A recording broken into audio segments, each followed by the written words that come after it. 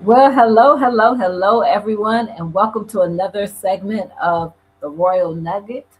And I am Sharon, your retirement coach diva, and I am so excited. Well, I say that every episode because Mhm. every episode has a wonderful guest, and tonight is no exception.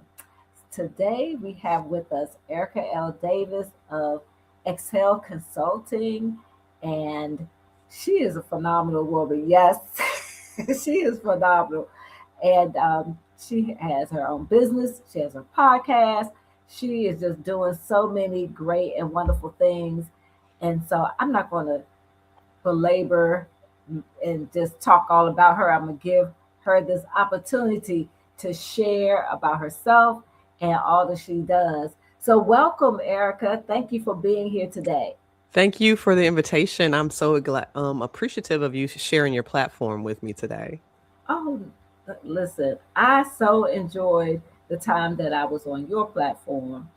And I know that based on that and other conversations we had, we're just going to have a great time Oh yeah, during I'm this always here for particular. a fun time, not a long time, for sure. Yes, yes, yes. And so last time I talked to you a few weeks ago, you were saying it was kind of cold down there in Florida. Yes, yes, it was really chilly. I think I lost a couple plants with all these shenanigans the Oh, weather is engaging in. But we'll see. You got to give it time. Sometimes it looks like it's not going to make it and it needs a little bit of time to rejuvenate. So we'll see. Some of them may make it. Yet still my hibiscus been hanging on for a couple years. well, I have had. I'm gonna say I don't know. I don't have a green thumb. They say I have green thumb, but my goal this year is to start growing some plants. I did good during the summertime. I Mhm. had got a peace lily as a Yeah. gift. And somebody told me, all you gotta do is water it once a week. Well, Mhm. my watering and what real watering for the plant was Mm. totally different. And Well, so I Mich took this little app. It said that mhm. was drowning my plant. And How then rude. it told me put aspirin. It told me put aspirin in the water. And so Mhm. I did that, and then Mhm. it just died. It just, so Well, I was the thing like, that I'm learning, because I usually have a small cemetery as decoration around my house as well that were plants that have expired. mm, And I wish I had put it in the shot, is that I've got a orchid, which is like super hard to grow. And mine is like reblooming for the first time. I've had it for 2 years. And I was like, it looked like it wasn't doing anything, but then it did. And so, I guess the lesson there is like sometimes less is more. And the same thing is with leadership. Sometimes you don't need to be doing all the things. You need to share the space, hold the space, extend invitations. And I think plants are teaching us that. Like they all need something different. They don't need the same lighting, they don't need the same temperature. One of them was going bad, and I was like, it must be catching a draft from the front door. Let me move it. Where all summer it was fine there, but when mm-hmm. that cold streak hit, it was having troubles surviving and Right. thriving. Right. That's something brand new down there for the plant. So Yeah. you have to just kind of adjust. And even with me, like I said, I am going to make it a point this year to make sure I get better with growing plants and things and not always the traditional way. But Yeah. we already started all over the place. So first of all, I would like you to share with our audience about you. Tell us about Erica Davis and where she's from and how she got to where she is now. So my name is Erica Latifa Davis. Erica means great ruler. Latifa means gentle and pleasant. I always say, my mama tried. Right. So I grew up in Michigan. Anybody that is from Michigan, you got to say I'm from around here. Grew up in Michigan.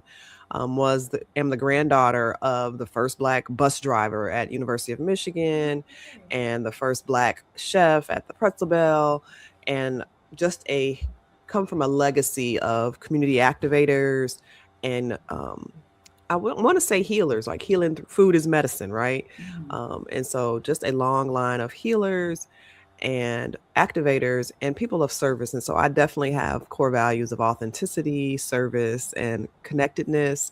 And that shows up in my work. I trained as an architectural engineer, and that was me finding how to put pieces together and learning about systems work. Now I'm a certified Clifton Strengths coach as well as trained in ORSC. And so I really mash those up to talk about how we do the things that we naturally do, how we make those consistent and productive and live sustainable lives, right? Because we grew up in that hustle culture, right? We was latchkey kids at Yeah. first, second grade, kindergarten, Yeah. Yeah. and that developed a sense of determination Mm-hmm. and stamina, and oftentimes it has served us.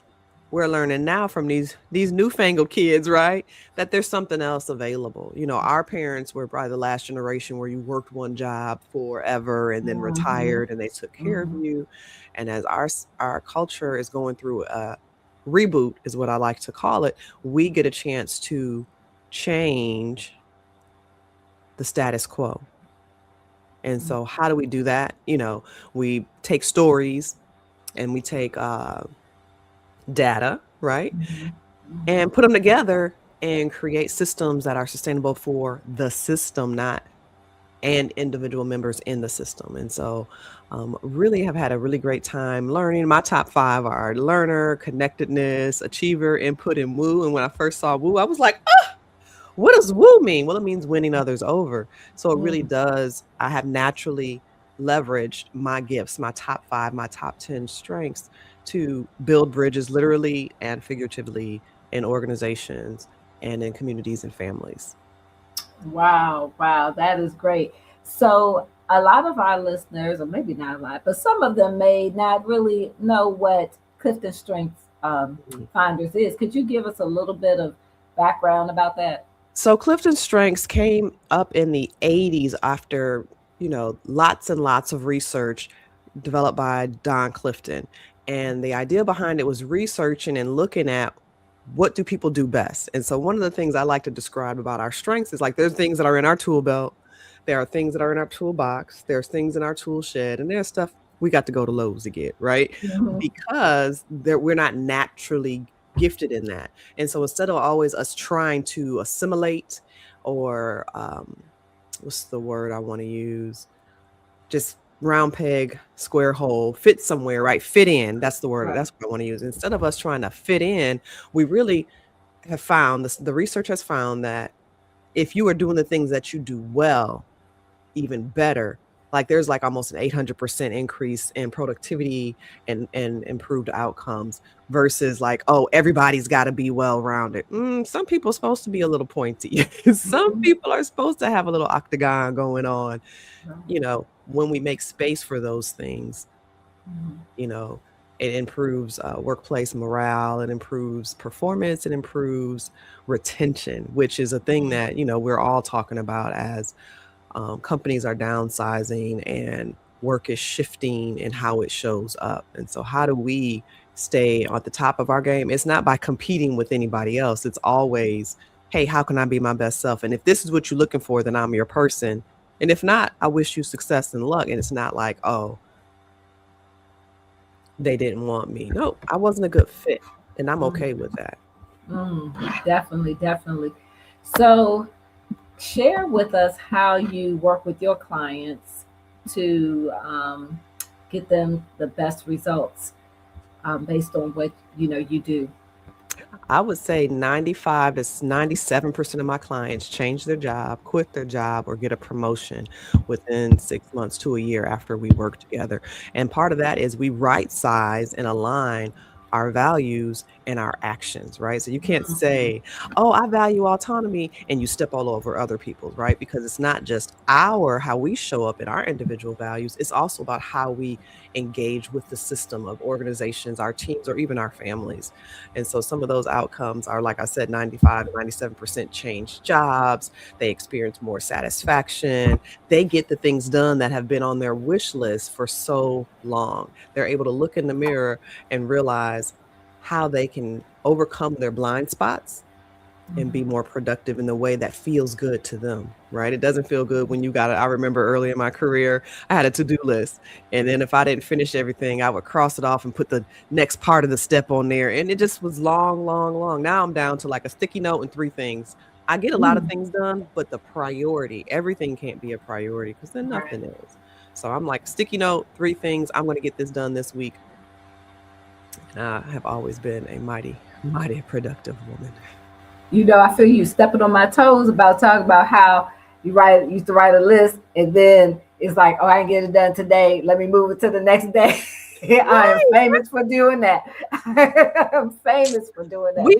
We all do because in our culture, our society, in American society, we talk about what do you do as the value of our worth, and it's not, if you Mhm. have a bad credit score, then you bad. No, I'm not bad. My credit is bad. I'm still Right, 100, right?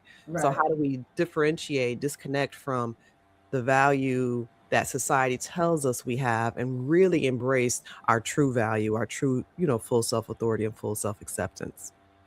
So, how do you work with your clients to help them determine what their values are? I like to use a website. I can't even think of the name of it right now because, of course, you asked me, right? But for me, it's not just identifying what the values are. It's also adding a definition to it, right? Because Mhm, when I came up with authenticity, like it could mean, right, a mhm. knockoff, authentic knockoff, and I was like, ooh. And I was teaching a team building session, and the guy was like, "Shouldn't you call it?" It was called authenticity in the workplace. And the guy was like, "Shouldn't it be genuineness?" I said, "Well, if you would like to name it that when you teach it, you can." For me, authenticity just really resonates with me in my heart center. And so, working with my clients, we develop definitions, and you look at all, there's like 50 at this website, and then from there we whittle them down to 15 to 10 to 5, and then we really focus on 3 that really you find the through thread um, throughout your life, and what does that mean, and how does your understanding of those things continue to evolve?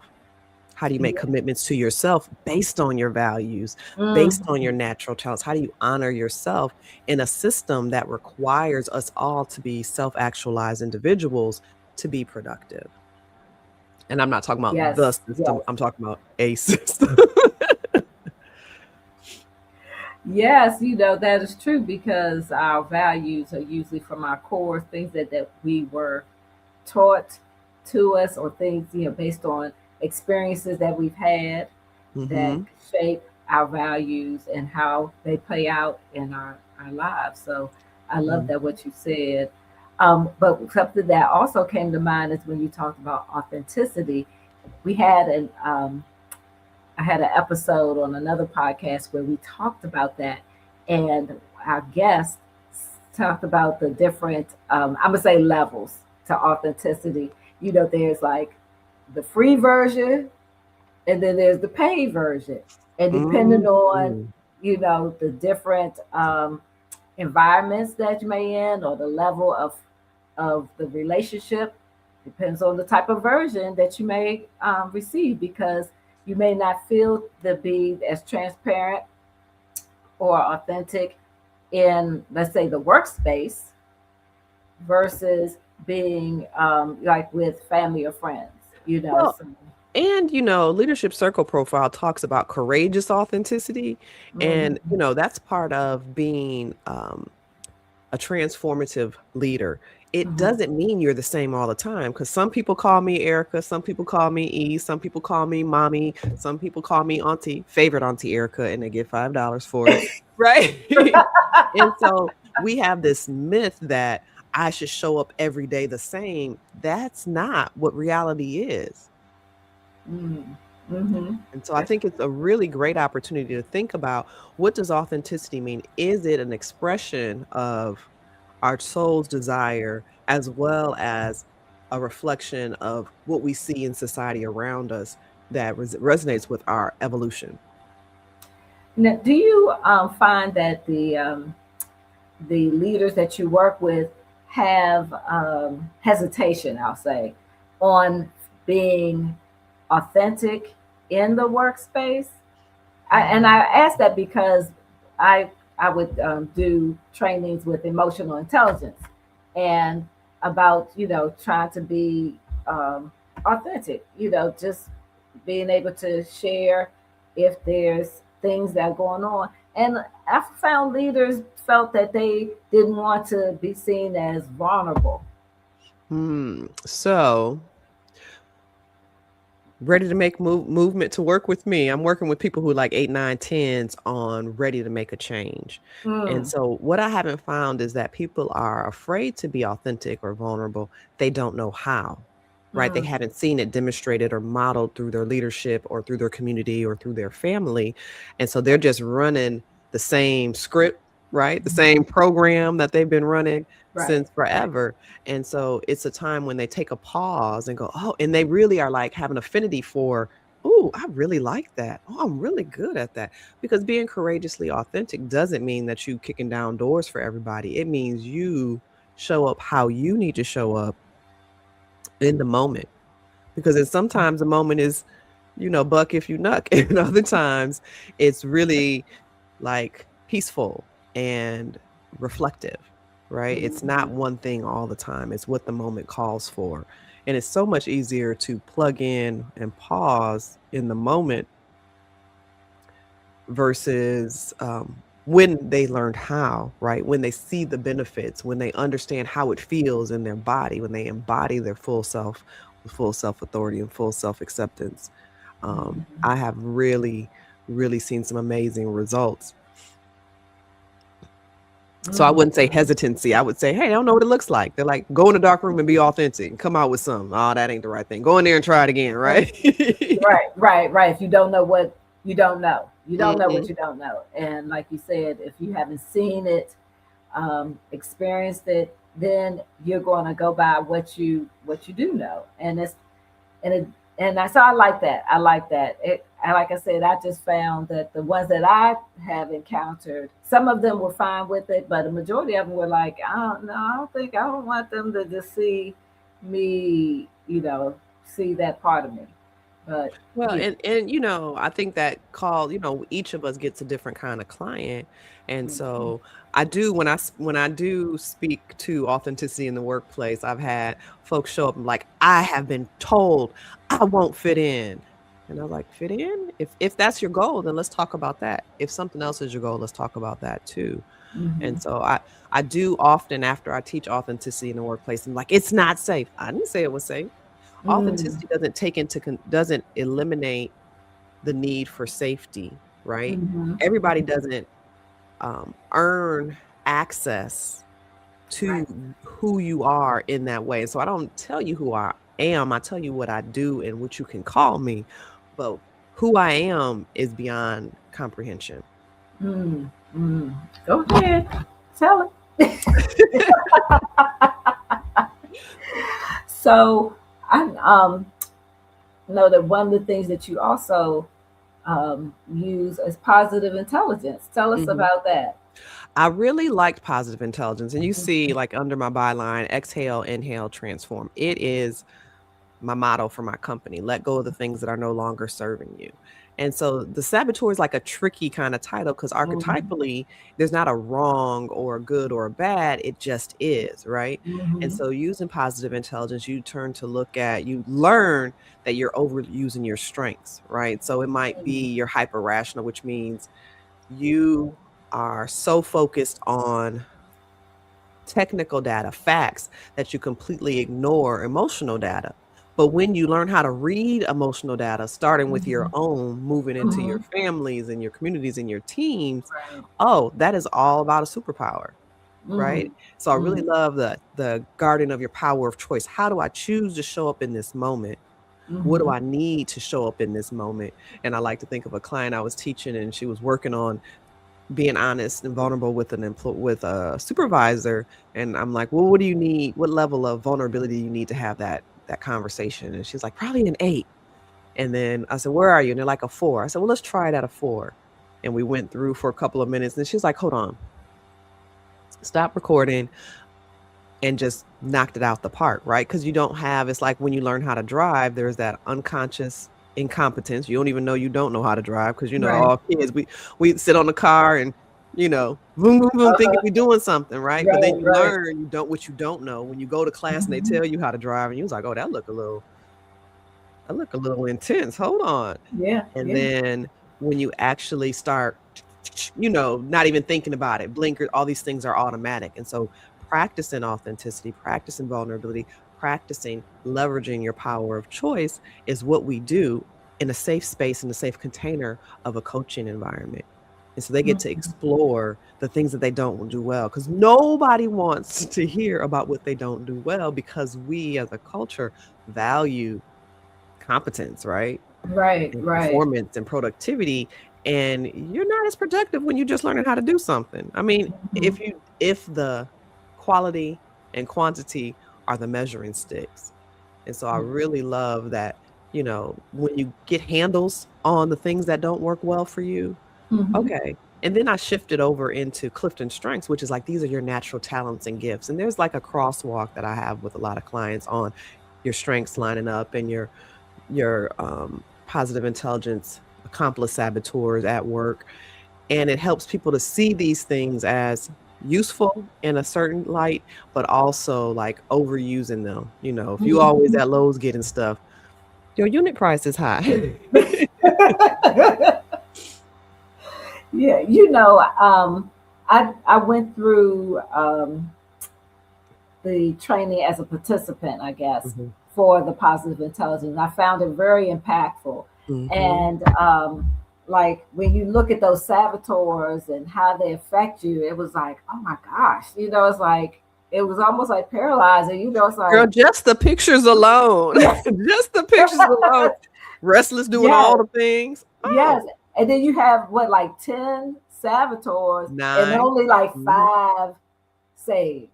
And it's like, Yeah. oh, it's like, why are there so, thinking about it, I used to be like, why are there so many saboteurs versus the number of sage? Well, I think it ties into like those 3 motivations: acceptance, I say interdependence, but they say independence, and security. And so I feel like when you break it down into those core motivations, there's only a couple things that actually, there's a lot of overlap there. How you show Mhm. up to get attention or acceptance externally or internally really overlaps with, that sage gift of, in the final analysis, right? On your deathbed, are Right. you going to remember this thing? Hmm. Mm. Or what do I want to remember about this thing, this moment in time? And it makes you like take off this false hat of urgency, right? This false sense of Mhm. urgency, and we're excellent at all costs. And wait, wait, wait, wait. Let's talk about what excellence means. Is it, Right. part of a toxic workplace culture, excellence? Like we want 100%, but we only trying to pay for 45%. Right. Or is it No. doing naturally, using my strengths and my talents naturally and repeatably for excellence? Yeah. Mm. Those both land a little bit differently. Yes, yes. And so that all depends on the culture, right? Of that environment that we're in. You can have a culture that is very supportive of you to, Mhm. use your talents and to, to best advance the mission and vision. But then there are those that's like, Mhm. this is how we gotta get the work done. And Mhm. I'm sorry you have to talk to Johnny over there. He not producing, or or whatever, Well, and even write that, them like up. Write them up. I used to. I had when I was a supervisor, uh, I had issues, and I was just advised, call employee relations, talk to employee mhm, relations. And then mhm. when I got out of that space, and then started really analyzing my part first, Girl, that right there. my That part right there. first, I was like, was I the best supervisor in Mhm. that, in that time? Was I emulating someone else What you've because I seen didn't know? before. Yeah. So when I started analyzing myself, then I knew, what I would do. Because once I left that position, I was like, I never ever want to be a supervisor. Never ever.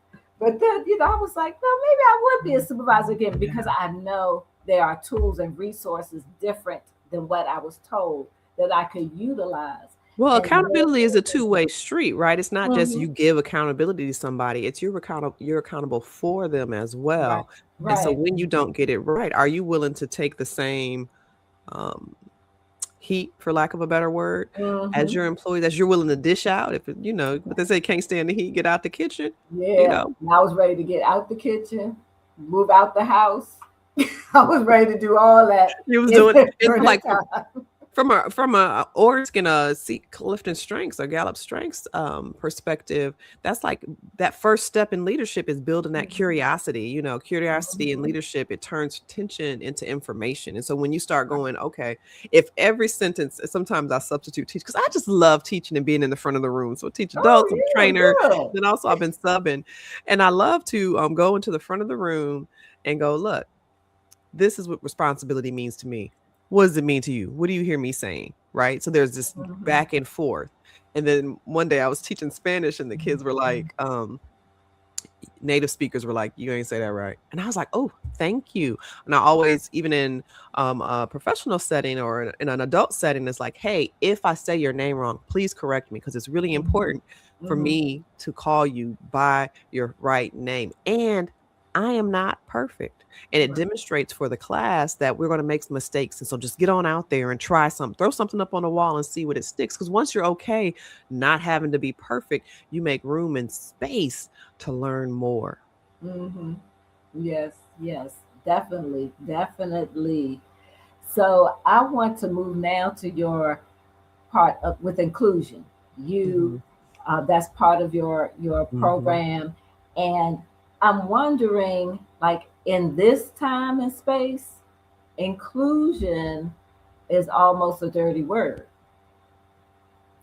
So how do you still have that being able to work with your clients to um, to make sure that they can move forward and understand what inclusion is for them. well, for me, I've always leaned into belonging, Mhm. and I've always loved working with people who wanna work with me, and so Right. what this is doing is clearing out people who are delivering diversity, equity, inclusion, and JEDI work as lip service, Mm. right? And so Mm. when people say, "Hey, I wanna promote belonging," I'm genuinely curious about how to improve engagement and employee retention.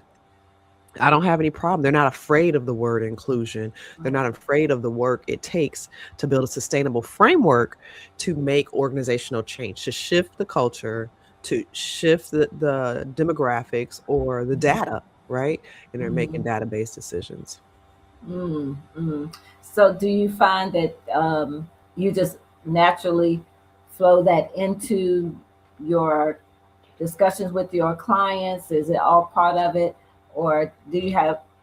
I guess when your clients come to you, they already know that this is going to be part of the conversation and the sessions that you hold. Well, I'm also certified in inclusion through Mhm. leadership leading Transformation Edge organization. And so part of that work is understanding who you are, right? Mhm. What you're here to do, but what tools and natural talents you have available. So how do you look at your identity, who you are? When have you ever been the only person? When have you ever been, if we look at our identity through the lens of financial, social, economic, um, physical abilities, sexual orientation, all those things, there are going to be places and spaces where we are not a part of the global majority.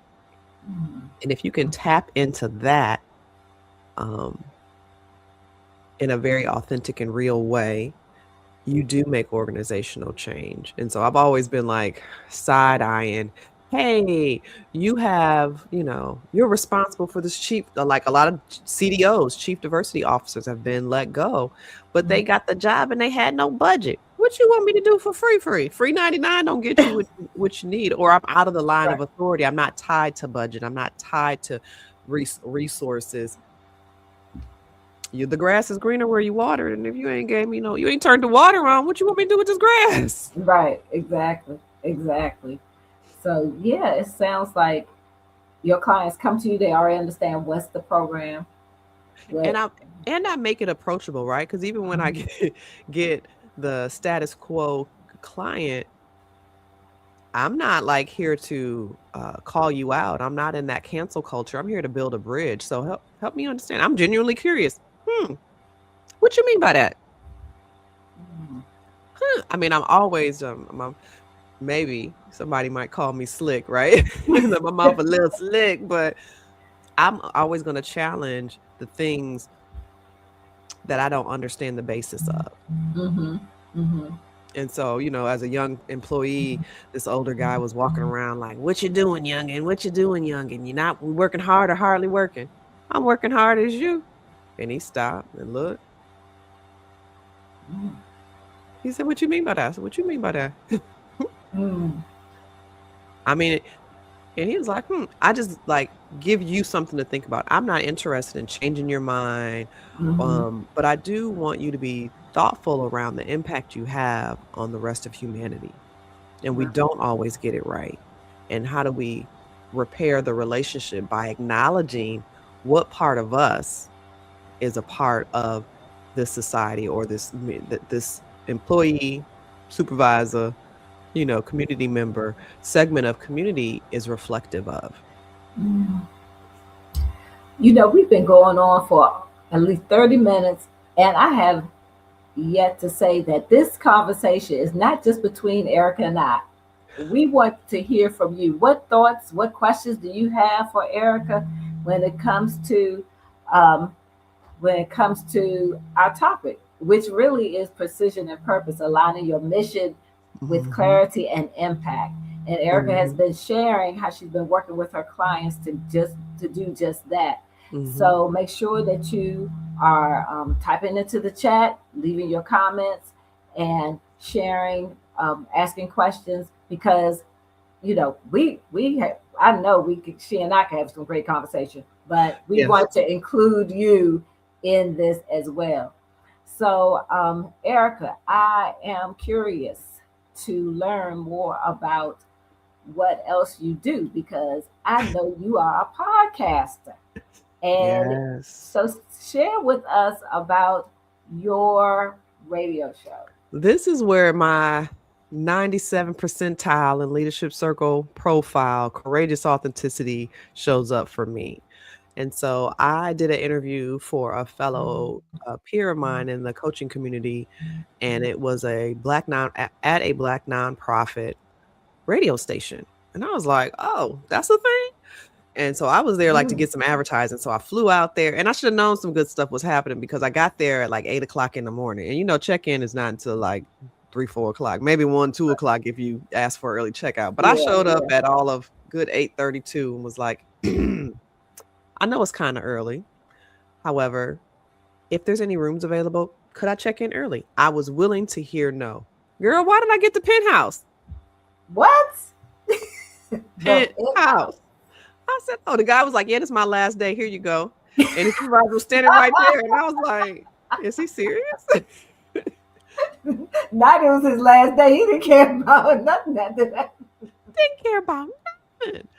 And so, a friend of mine from college, she came up and we went to the interview together and came back and went to dinner and had a good time. And so in the interview, they were like, "Hey, we have some openings for some radio shows if you are interested." And I was like, "Well, I'll interview for it."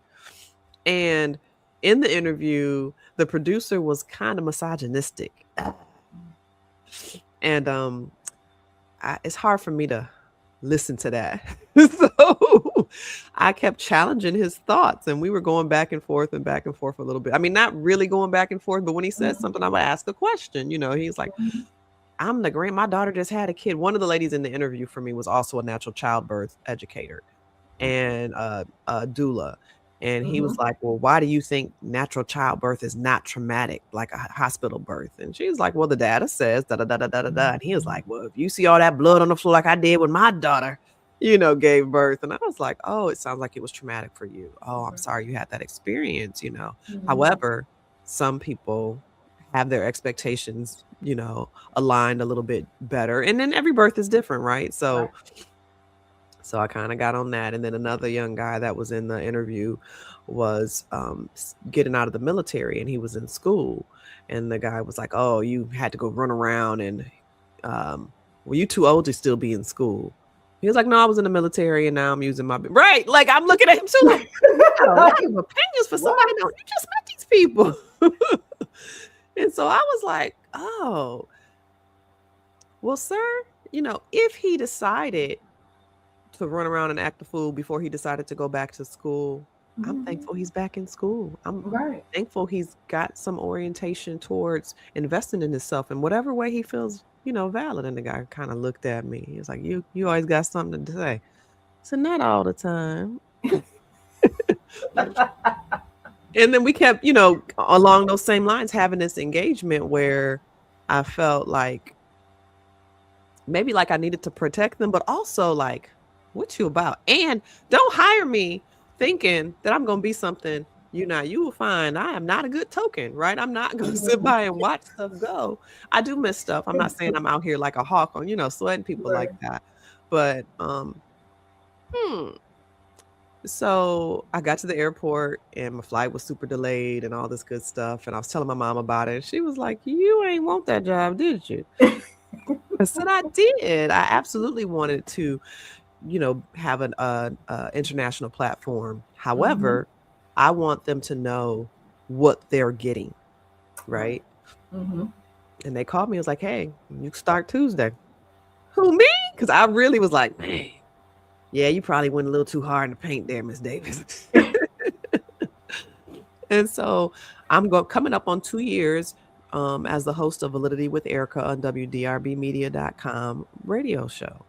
And working with some support staff to turn it into like a podcast and to get the clips out and to do some of those kinds of things with all this data that I have, and how do I break it up into stories and pearls of wisdom, right? Or just bringing awareness into the lives of folks who oftentimes are not considered, right? It's like, Mhm. you know.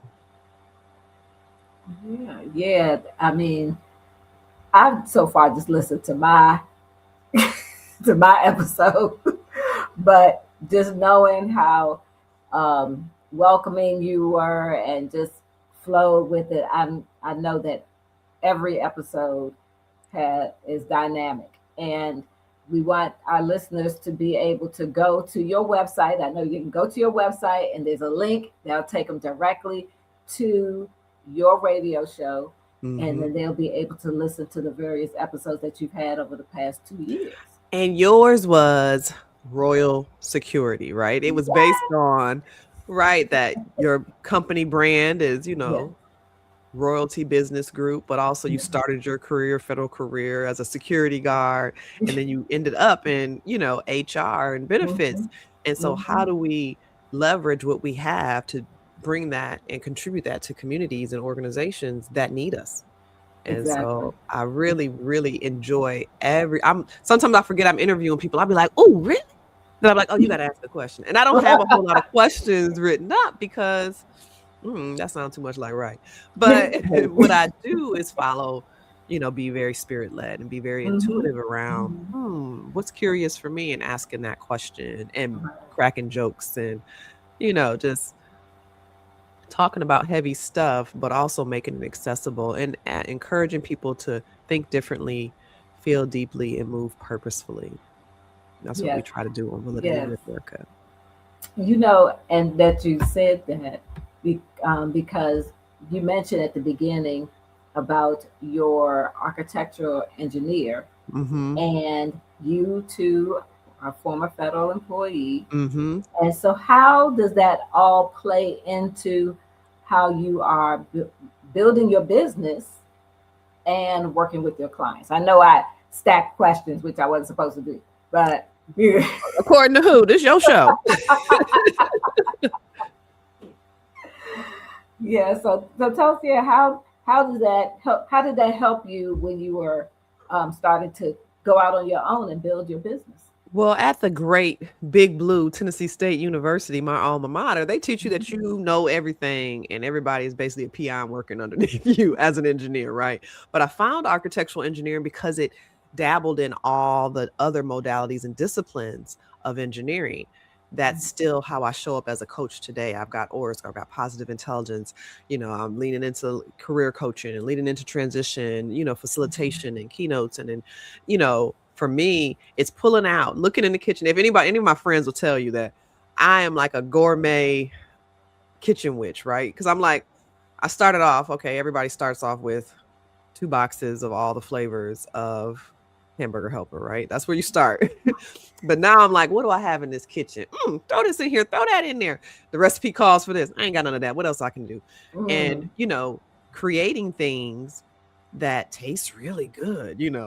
One of my brother-in-laws was like, you too skinny to be a good cook, but you sure are. I was, What's your best dish? What's your best dish? I don't make nothing nasty. What I'm gonna say, my kids, I like to cook international foods. My Okay. kids had this moment in time where they was like, I made for Lent, I made lamb stew. They was like, "This the best thing you ever made, mama." And I was like, "Stew?" I'm up here making scones from scratch because our daughter, she had all these allergies and all this kind of Oh. stuff. My best dish, I think I'm a dessert person. Mm. Mm. I've got a really good pound cake. I've got really good sweet potatoes, vegetables. Yeah, my friend be like, girl, what you making? I had some of this, I had some of that.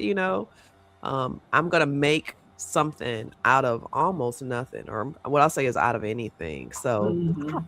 I don't know. People ask me to make certain stuff, and so like for me, somebody has in the comments, what's the first step to finding clarity in a world that seems to be focused on destroying? Who is striving for a full and healthy life?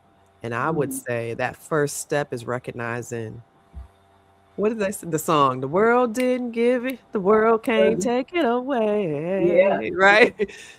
And so how do we tune out the world? How do we take emotional breaks and sensory breaks? I love to just turn off all the stuff and just listen to my heart speak to me. And so Mhm. it really does take that pause. I go walking, I invest in self-care in a way that is to the benefit of my community, because I can give more if I've watered the plants and pruned them and trimmed them and you know um, fertilize them and all those kinds of things. And so the first step is Right. really being intentional about how you unplug to hear yourself think. Mm. That's what I would say to Mm. that. And so, from an architectural engineering perspective, it knows a little bit about engineering, civil, mechanical, electrical. I took thermodynamics, which I didn't even need to do because I just be doing hard stuff for no good reason. And, building bridges. My first job, they were like, my first job after graduation, I was like, so is with the U.S. Forest Service. Don't the trees kind of stand up on their own? What you need me to do? And they were like, "Oh, we've got all this infrastructure." So I went to architectural engineering because I was like, I don't want to do roads and bridges and water, wastewater. What was my first job? Mm. Roads and bridges and water, wastewater. I said, I see you. Okay, I see you. Mhm. And so from Mhm. there, you learn how to use what you have, right? You have a factor of safety, and then you also d- listen to the stakeholders. What do they need? What does the environment need? What do the users need? What does the organization need? And you start finding and stacking those things, and then you focus on that overlap, right? And then after you take care of the big bunch of overlap, then you can start, working out and a little bit further. Okay, so I forgot the second question I asked you, but I do have another question based on what you said. So Mm-hmm. you were saying how, like, when you cook, you take what you have Mm-hmm. and then you make something. And so what I'm thinking about is how, as leaders, sometimes we have the things that we want in our team, and sometimes we don't. So when that leader is like, okay, how do I take what I have? Erica, I'm working with you so I can be the best leader I can be. How do I take what I have with the skills of my team and my leadership to make it the best that it can be with what I have? So, what I would like to remind people, that leader is not a noun, it is a verb. So, Mm. do you know where you're trying to go? what do you have and how do you get there? So an example would be like, for me, learner, input, connectedness, input, woo are my top 5. In my bottom 5 is like context, which is like understanding history. And so on a team, for example, there's this guy who always be like, back in my day. And I was like, oh, That's what is, me. That's me. and I would be so livid. And so finally, I had to use what I had, which was learner and input, and go, hey, can you help? And winning others over, right? Can you help me understand what you learned from that experience that would be helpful for us today? Right. So I didn't have to all of a sudden love history, which I passed it just because I have a really great memory. Right. I learned from senior employees because I leveraged what I had, which was my natural curiosity and collection of data. Achiever, which is I got to get some stuff done, and woo, winning others over, showing that I value these things that I just don't have.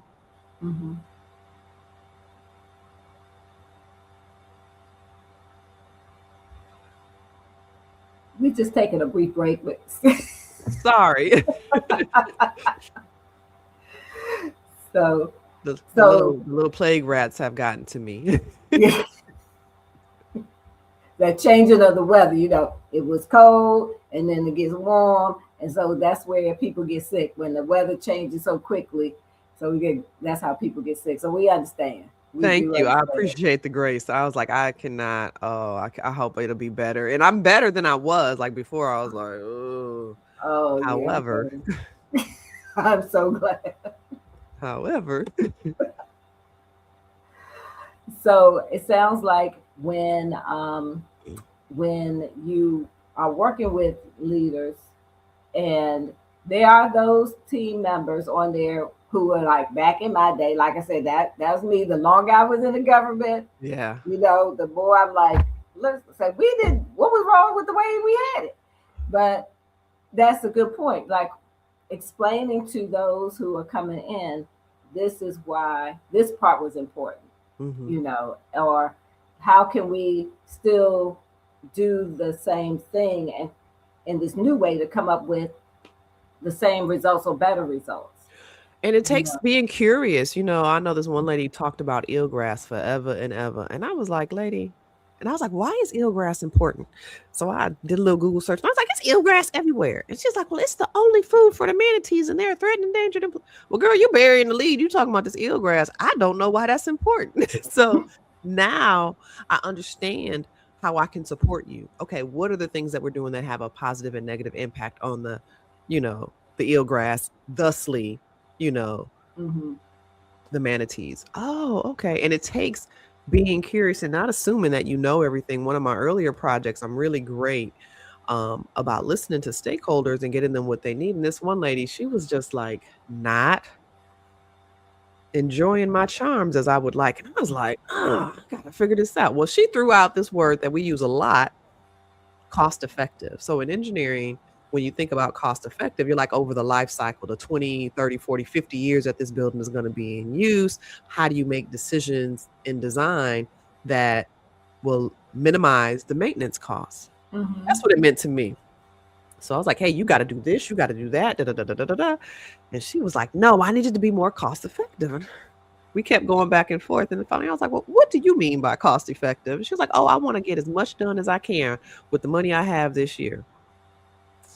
Okay, I can do that. Now I see why you're making the decisions that you're making, and I can get behind them. And I can even support them, not even just get behind them. I can get out in front of them and continue to, advocate for and present you options that align with your definition. That's why, doing values work, you really got to dig into that definition. What does that mean to you? One of my favorite questions is, what am I missing? And what you hear me saying? Mm. Because what I say and what I intend and how it lands with you, there's a little bit of air. There's a little bit of gap between here. Everybody used to play telephone. Right. So, by the time you started off with yellow bananas and now it's, Green social tomatoes. media, yeah, it's something else. So remembering that, like, no, it's not intentional. It just, there's some things lost in translation. It Right. doesn't mean ill intent. And when you reclaim those things that are lost in translation, you can show up more effectively and efficiently and aligned. And so when you talk about precision, you're talking about precision as a matter of just like what matters most. And the purpose is why it matters. And the impact is what changes when strengths in our relationships are aligned. And so Mm. we really, really, really want to think about that. Like, what matters most on your deathbed? You know, how is this thing going to show up for you? What's that 10% we agree with? Some of those, PQ kind of things, but are things that I have had in my repertoire without knowing or calling them the sage gifts for a really long time. Yeah, you know what you had just said before. Like Uh-huh. I should have had that as part of the description for this episode. I love that. That was great. And so what I am hearing from you is like the leaders need to be curious. They should be curious about what what happened in the past, that and what is it that maybe those who are new, what is it that they want to gain, what are their goals, and then how that can be all put together in order for the team to advance, because otherwise things are just going to be going willy-nilly. But one thing I wanted to also say is that words matter, right? Oh, they So, do. so when you're being curious, and like you said, ask questions. When the guy said, But you can't be are you fake doing with it. You something? can't be like, what an idiot. Oh, tell me Right, more. It's gonna come across. You have to really be like, oh, what you right, mean by that? And be yeah. genuine. When you're genuinely curious and not fake Hmm. curious, right? Hmm. People are open and receptive. People want to help and be responsive. And if they can't, they'll just say that, let's figure it out, right? Like I remember Hmm. one leader I worked for, she loved to send you in a room to pull out something in the dark and they'd be like, nah, that ain't it. And you'd be like, you didn't tell me what it was. Go back in there and I got after we worked together for maybe 4 or 5 years, I got to be like, well, I'd love to see what you'd like to see differently. And she was like, oh, it's good enough. Oh, it's good enough. Right. Because she wasn't quite sure. And she just, the same tactics that a lot of managers use when you got somebody that's busy and productive. And so they always worrying the hair off your butt to give you more work and to do something extra. Then you'd be like, look, I learned a lot from her in hindsight around Hmm. holding space and not pushing everything forward. I mean, I got so much work done that when I left that position, they took 3 people to fill behind me. And I was like, Hmm. oh, no wonder she wasn't trying to move out on everything I was pushing because I was pushing too many things, right? I was Hmm. out here doing the streets, doing all the good Black woman superhero stuff. So, Right, right. hmm, And then what's coming down from her leadership, they right. may have been ambiguous, Uh and huh. so she wouldn't know what to look for because she wasn't told what to look for. Hmm. You know, Yeah. so You all know how that. people like, go ahead and do that thing. And you'd be like, ain't nobody doing that. Right. Anybody got time for that? Yeah, exactly, exactly. We do not. We do Mhm. not. So, tell us what new and exciting things do you have coming up? So, getting ready to celebrate 2 years as the host of Validity with Erica, Hey. working on some group coaching and some retreats this year because, how do we build sustainability? We'll have some virtual, but also some in-person retreats. So come and check us out. It's really important for me to continue to do my work. Like Mhm. a coach need a coach too, right? Doctors Right, don't treat themselves; they go to the doctor, right? You go to right. the specialist. And so, how do I continue to expand streams of income for myself and my family in partnership with my husband? How do we build more family-oriented um, not just programming, but business, Mhm. institutions and based and build reconnect the community because there's so much. Somebody said it in the chat around how there's so much focus on destroying stuff.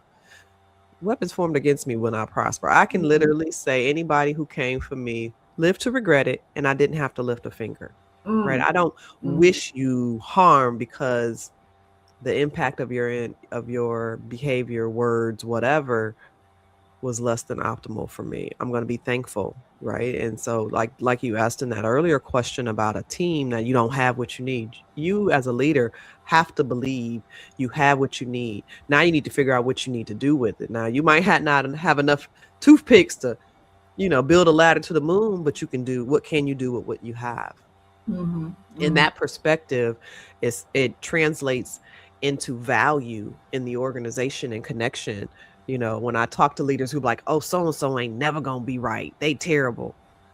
Well, they ain't terrible by themselves, they terrible because you letting them be that way. Mm. Right, you haven't made it an inviting invitation to change the behavior, you know Right. so Right. an enticing invitation, an inviting invitation. I was going right along with what you were saying, but one thing that came to mind, and the things that I thought about in my own experience was that we are with people. No matter how Mhm, much we say we kind of leave stuff, at home and separate work from home, there does not that does not how we are. So in being a leader, we have to understand that too, because that a lot of times plays into what the employee's performance is. If there's chaos and confusion going on in the home, then you may not have a productive employee.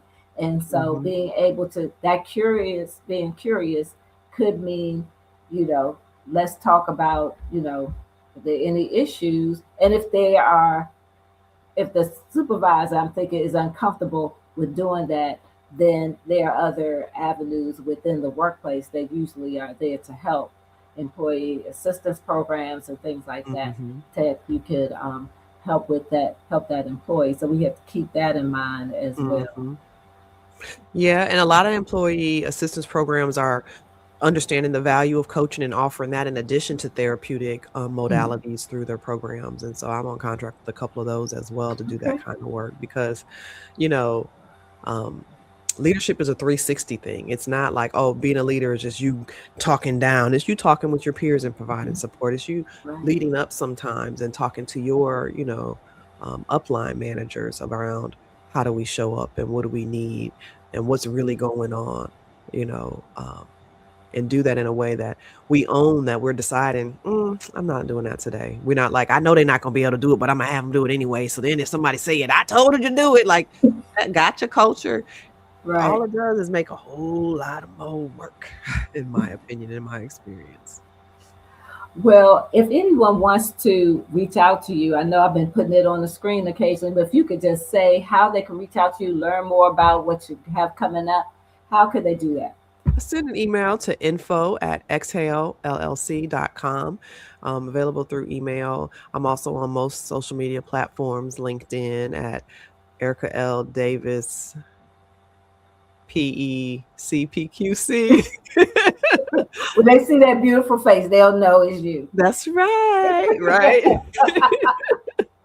Doublemint twins, and I'm also on Instagram as Exhale Consulting LLC. I'm on Validity with Erika on Instagram. I'm on YouTube, also Facebook Exhale Consulting LLC, one word. I'm on these streets doing the work that I'm called to do and want to activate you to change the things that you need to change in your family, in your life, in your community, in your organizations. When strengths are aimed at your system and your system is aligned, impact becomes repeatable. If you're ready to stop working hard in the wrong direction, that's what I do through Excel Consulting with keynotes, executive retreats, and strategic planning. They can send me a message called Precision, and I'll send a simple alignment prop that you can use this week to figure out how to get some clarity in your life. All right. I hope y'all heard that. I hope y'all heard that. So make sure that once you log off from this, once we finish, When we then you, finish, right, when we finish, not right hmm now, but when we not right finish, now. go to her social media platforms, go into YouTube, like and subscribe, and you'll be able to stay connected with her and learn about all the great and wonderful things that she's doing. And at some point, we're going to get together in person. Like, you know, About that life. I'm about we, that we, life. we're going to get together in person and we're going to have a A good bowl. sign. Yes, yes, yes. I Cutting cannot up, wait. cutting up. That's all I do. I'm here for a fun time, not a long time. I got that from my daughter when she was like in high school. She said that, and of course, I clutched my pearls. What you mean, fun time? What you mean, long time? What's all the fear spoke up. Now I'm saying it all the time. I'm here for a fun time, not a long time. Because why make it hard? There's a lot of Mm, things that we don't have a choice about being hard, and there's a lot of things we do have a choice with. So where I can activate, elevate, and lighten my own load, that's my responsibility to myself and to my family to do that. So here for a fun time, not a long time. Exhale, inhale, transform. that's right. That's right. We're going to do all that. Do all that. Thank you so much, Erica, for being here. It has been, again, a pleasure to talk with you as always. You dropped a lot of nuggets, and I know people should be picking those up and getting in touch with you about all the great work that you're doing. And I can't wait to see you in person, or at least we're gonna have to get online and chat again It's and gonna be catch up. fun. Yep, yep. Even when it get warmer, I know it's getting warmer here in the DC area, so hopefully these mounds of snow will go away. It's not gonna go away till Yeah. summertime. That's how it always goes. But Keep you your know, wisdom you to from yourself, Detroit. but you are more than welcome to visit me in the Flow Rider. I was gonna say, you know how it is with all that snow from being in Michigan. Mm, So, Lord of mercy, Lord of mercy. Thank all you right. so Well, very thank much for having everyone. me. Thanks, Oh, everyone. thank you. Thanks, everyone. Bye.